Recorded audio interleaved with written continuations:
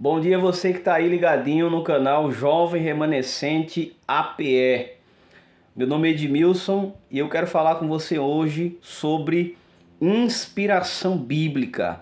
Nós vamos dar continuidade ao que eu falei ontem num vídeo, tá aqui embaixo no canal. Se inscreva, deixa o seu like, ative o sininho de notificação para que toda vez que esse canal postar algum vídeo, você possa ser notificado e assim a palavra de Deus possa alcançar o seu coração. Hoje a gente vai falar sobre inspiração bíblica. Nós vamos estar falando aí quanto da palavra de Deus ela é inspirada. Será que toda a Bíblia é inspirada? Será que só o Antigo Testamento é inspirado? Só o Novo Testamento é inspirado? Então a gente vai estar vendo aqui com a própria Bíblia o que ela diz de si mesma. Será que a Bíblia advoga alguns pensamentos que dizem por aí que o Antigo Testamento não é mais necessário, ele passou, né? É do tempo de Moisés, então por ele ser do tempo de Moisés, falou para um povo específico, não fala para nós hoje, algumas coisas de lá não são mais aplicáveis. Outras perguntas que são muito lançadas, há erros, contradições na Bíblia. Então a gente vai estar analisando, fazendo um resumo aqui sobre o que é inspiração bíblica. Amanhã nós vamos estar falando sobre canonização, tá certo? Então a gente vai entender o que é o que foi o processo de canonização, por que alguns livros não entraram na Bíblia, por que alguns livros, algumas Bíblias na verdade, têm alguns livros a mais. Então a gente vai entender pouco sobre tudo isso aqui no canal Jovem Remanescente. Então, como eu falei ontem, algumas pessoas dizem que a Bíblia não é totalmente inspirada, que há alguns erros e por ela ser escrita por homens, as pessoas dizem assim: eu não posso aceitar o testemunho bíblico porque homens escreveram. Então, se homens escreveram, obviamente ali está o pensamento desses homens. Você concorda? Mas o que a Bíblia diz sobre isso? O que é que a Bíblia fala sobre a questão da sua inspiração? Então, eu convido você a abrir a sua Bíblia no livro, na verdade, na carta de Paulo ao pastor Timóteo, na sua segunda epístola, né, a sua segunda carta, capítulo 3 e o verso 16. E eu leio aqui junto com vocês, diz assim: assim diz a palavra de Deus: toda a escritura é inspirada por Deus, é útil para o ensino, para a repreensão, para a correção, para a educação na justiça, a fim de que todo homem de Deus seja perfeito e perfeitamente habilitado para toda boa obra. Eu quero destacar algumas coisas desse texto. A primeira coisa que eu quero destacar desse texto é que a própria Bíblia diz o seguinte sobre si mesma: toda a Escritura é inspirada. Aqui não diz só o Antigo Testamento é inspirado, só o Novo Testamento é inspirado. Aqui diz toda a Escritura é inspirada por Deus. Quem falou isso? O apóstolo Paulo. Aí surge uma pergunta: qual era a Bíblia do apóstolo Paulo? Obviamente, a Bíblia do apóstolo Paulo era o Antigo Testamento.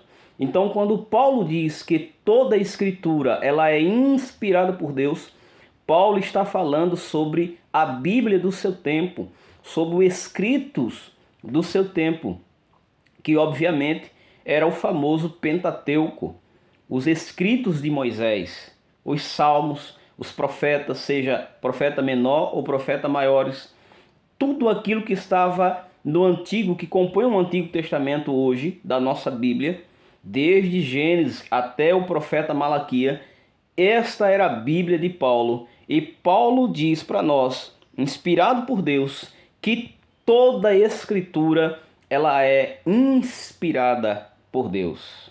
Tá bom? Então, toda a Bíblia é inspirada. Toda a Bíblia é inspirada. Mas algumas pessoas elas dizem assim: tá certo, toda a Bíblia é inspirada. Então por que 4 evangelhos? Essa é uma pergunta que frequentemente eu escuto. Qual foi a necessidade de Deus ter inspirado pessoas a escrever 4 livros que vão falar de praticamente a mesma coisa e da mesma pessoa? É muito simples. O que é inspiração? Perceba, nós adventistas não acreditamos que a palavra é inspirada. Você entende? A inspiração acontece na mente do profeta e não na pena, não na caneta do profeta. A Bíblia, meu querido, minha querida irmã, você que está aí me ouvindo, ela é a palavra de Deus, mas dita em termos humanos. Aí eu lhe pergunto, o ser humano ele é finito ou é infinito? Obviamente você me responde que o ser humano ele é finito. Nós não compreendemos todas as coisas. Nossa mente ela é finita. Por quê? Porque nós somos afetados pelo pecado. Desde a queda de Adão até os nossos dias de hoje, nós fomos afetados por essa tragédia chamada pecado e nós não compreendemos todas as coisas, porque a nossa mente ela é finita. Mas para Deus transmitir coisas infinitas, ele precisa falar numa linguagem que o homem finito possa entender. Então Deus inspirou a mente do profeta, preservando contudo a sua habilidade de discernir o que é certo e o que é errado, o seu direito de escolha, preservando a sua cultura, a sua linguagem, preservando a sua escolaridade. Alguns profetas não tinham escola, outros eram agricultores, outros eram boiadeiros. Outros profetas, entretanto, eram homens cultos que viviam em palácio, assim como o profeta Daniel, assim como Isaías. Mas alguns profetas, como Eliseu, cuidavam de boi, cuidavam de roça. E Deus preservou essa individualidade do profeta. Você percebe? Então a inspiração não acontece na caneta, não está na letra. A inspiração ela acontece na mente do profeta. Deus preservou todas as características de um homem. Deus preservou a finitalidade da mente humana. E Deus então transmite a sua verdade em termos humanos para que o ser humano possa entender. Resumindo, a palavra de Deus, ela é a voz do Senhor expressa em linguagem humana, para que eu e você pudesse, contudo, achar o caminho para o céu. Deus não falou em termos divinos, porque nós, como seres pecadores, não entenderíamos toda a verdade, não compreenderíamos tudo aquilo que o Senhor queria passar para nós. Isso é tão verdade que quando nós olhamos lá em João capítulo 3, no relato que fala onde Jesus estava em uma conversa com Nicodemos, Jesus falou sobre o novo nascimento, que hoje eu e você entende claramente que Jesus estava se referindo ao batismo, ao morrer para o mundo e reviver para Cristo, como Paulo fala na sua carta aos Romanos no capítulo 6. Sepultar-se nas águas, semelhança da morte de Cristo. Mas quando Jesus falou para Nicodemos que importava que o homem nascesse de novo, que importava que o homem matasse a sua natureza pecaminosa aos poucos, Nicodemos ele não entendeu.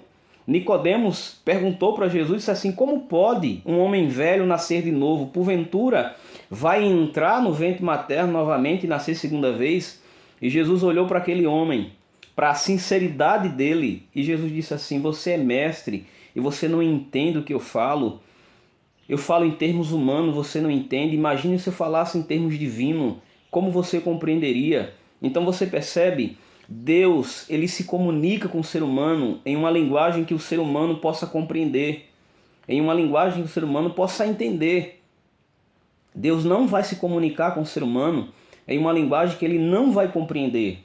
Então, querido, a Bíblia ela é inspirada porque a inspiração aconteceu na mente do profeta e não na pena, na caneta do profeta, tá certo? Algumas pessoas também, elas dizem assim, mas tá bom, eu leio um texto em Mateus e quando eu vou ler o mesmo relato em Lucas, tá diferente. E algumas pessoas já chegaram para mim e disseram assim, tá aí uma contradição. Contradição? Não. Por quê? Deus, como eu falei anteriormente, respeita a finitalidade do ser humano.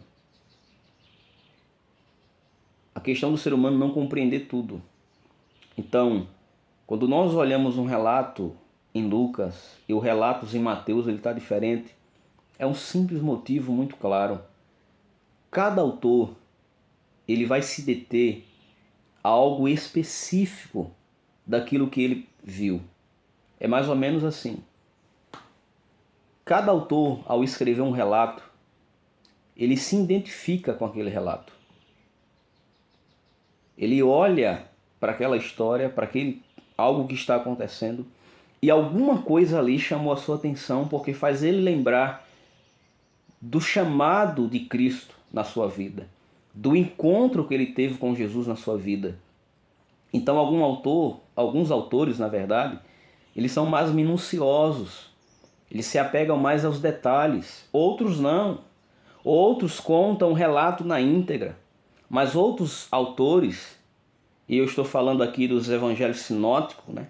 Mateus, Marcos e Lucas, eles vão se adeter a um detalhe específico. Por exemplo, Mateus, quando retrata Jesus, ele retrata Jesus baseando-se em dois personagens muito característicos do seu tempo, que eram dois ícones, na verdade são dois ícones, de profundo respeito e admiração para Israel. O primeiro é Davi. Se você olhar bem no Evangelho de Mateus, Jesus é comparado a Davi. Jesus, em Mateus, ele é o filho de Davi, a raiz de Jessé. Então Jesus é o descendente de Davi, é aquele que sentaria no trono, que reinaria eternamente. Outro personagem que Mateus identifica Jesus é com Moisés. Assim como Moisés falou lá em Deuteronômio que Deus levantaria alguém semelhante a ele e que o povo deveria escutá-lo, Mateus identifica essa pessoa que Moisés fala como Jesus. Então, no Evangelho de Mateus, a visão e a perspectiva de Mateus, e para o público que ele está falando, ele está mostrando Jesus como dois personagens principais. Jesus, na verdade, na perspectiva e na ótica de Mateus, ele é rei como Davi e profeta como Moisés. Quando você vai para o Evangelho de Marcos, você vê um Jesus mais sofredor. No final do Evangelho, Jesus é um Jesus mais servidor, é um Jesus mais sofredor. Mas nos primeiros capítulos de Marcos, Jesus é um Jesus poderoso. Marcos chega a dizer que trouxeram todos enfermos e doentes e Jesus curou a todos. O público de Marcos, para que Marcos está apresentando Jesus, Marcos está mostrando Jesus para um público, um Jesus poderoso. Mas quando você vai se aproximando dos finais do Evangelho de Marcos, aquele Jesus poderoso também é um Jesus sofredor, é um Jesus servidor, é um Jesus que se compadece das pessoas. Quando você chega no Evangelho de Lucas, você vê um Jesus diferente. Jesus não é só rei como Davi. Jesus não é um profeta somente como Moisés. Jesus não é um homem poderoso que opera milagres, que cura todo mundo, como Marcos colocou. Jesus também não é aquele sofredor que se compadece na perspectiva de Marcos. Mas quando Lucas vai apresentar Jesus, Lucas apresenta Jesus como aquele que se identifica com aqueles que são rejeitados, como aquele que se identifica com aqueles que são a minoria. Por quê? Porque Lucas, ele se identifica com essas pessoas. Lucas é o único evangelista que não andou com Jesus. Lucas, logo no início do seu livro, ele nos fala o porquê do seu livro. É um relato apurado, uma investigação que ele fez sobre os acontecimentos, sobre a vida desse homem. E você percebe como Lucas foi impactado e como Lucas olha para Jesus na sua perspectiva. No Evangelho de Lucas, Jesus é um Jesus que se compara, que se aproxima daqueles que são rejeitados. Então, querido, ao ler esses evangelhos, você percebe uma coisa: não há nada de estranho nos relatos. O que há ali é uma identificação do autor com a história. É uma identificação de algum momento da vida do autor com alguma coisa que está acontecendo ali, seja com a pessoa que Jesus está operando o milagre, ou seja com o próprio Jesus. Eles vão se identificando com as histórias e eles vão se detendo em pontos específicos que lembram a ele, que fazem ele pensarem e raciocinarem no momento em que se encontraram com Jesus. Mas eu quero falar aqui de um evangelho que para mim é o melhor evangelho, que eu me identifico muito, é o evangelho de João. O evangelho de João é um evangelho diferente de todos os outros evangelhos. Por quê? Porque João não apresenta Jesus como rei, como Davi, profeta como Moisés. João não se interessa, não se importa em mostrar Jesus como um Jesus poderoso, como Marco colocou, como um Jesus sofredor e que compadece. João não se interessa em mostrar Jesus como aquele que se identifica com os outros, como Lucas. Quando você lê o Evangelho de João, você percebe uma coisa surpreendente. João tem a ousadia e a certeza em dizer em todo o seu Evangelho uma única coisa: Jesus é o Filho de Deus. E ele começa o seu livro dizendo: no princípio era o Verbo estava com Deus e o Verbo era Deus. Ou seja, no Evangelho de João, Jesus não é simplesmente um profeta, um rei, alguém poderoso, alguém que se compadece, alguém que se importa com as pessoas, não. Jesus é o autor da vida, é aquele que criou todas as coisas. É nele e para ele tudo existe. Ou seja, a inspiração, ela acontece na mente do profeta e não na pena, na caneta. Você compreende? Porque nós temos 4 evangelhos e não um. Porque se a gente tivesse um evangelho, talvez a gente perderia a beleza de ver como Jesus é apresentado por esses 4 homens. Se nós não tivéssemos o evangelho de João, talvez a gente não teria esse verso tão maravilhoso que nós sempre repetimos, que está em João 3,16. Porque Deus amou o mundo de uma tal maneira que deu o seu Filho unigênito, para que todo aquele que nele crer não pereça, mas tenha vida eterna. Queridos, Deus inspirou a mente do profeta. Embora Deus possa ter respeitado a linguagem e a verbente que o profeta vai usar, mas a inspiração, ela aconteceu na mente. E que você possa ter entendido com esse vídeo que a palavra de Deus é uma carta de amor escrita em linguagem humana para que o ser humano possa entender e possa compreender esse amor tão maravilhoso. E lembre-se, Deus não deu a Bíblia para que a gente pudesse mistificar a eternidade. Deus deu a Bíblia para que a gente pudesse encontrar o caminho da salvação. Nem sempre Deus dá aquilo que a gente quer. Deus sempre dará aquilo que a gente necessita e que a gente precisa. E nós necessitamos da sua palavra. Eu convido você agora a orar comigo e amanhã nós vamos estar tratando sobre canonização. Por que alguns livros estão na Bíblia e outros não? Por que algumas Bíblias são diferentes? Por que algumas Bíblias têm alguns livros a mais e por que algumas Bíblias não têm? São diferentes? O que aconteceu? Porque nós não temos livros que outras Bíblias têm. Então a gente vai entender amanhã um processo de canonização. Porque você tem a Bíblia que você tem e porque a sua Bíblia é diferente de algumas Bíblias. E amanhã a gente vai tocar nesse assunto. Convido você a orar ao nosso Deus, pedindo a Deus iluminação para entendermos a sua palavra inspirada, dita em linguagem humana, para que a gente possa encontrar a vida eterna e se identificar ainda mais com esse reino. Oremos.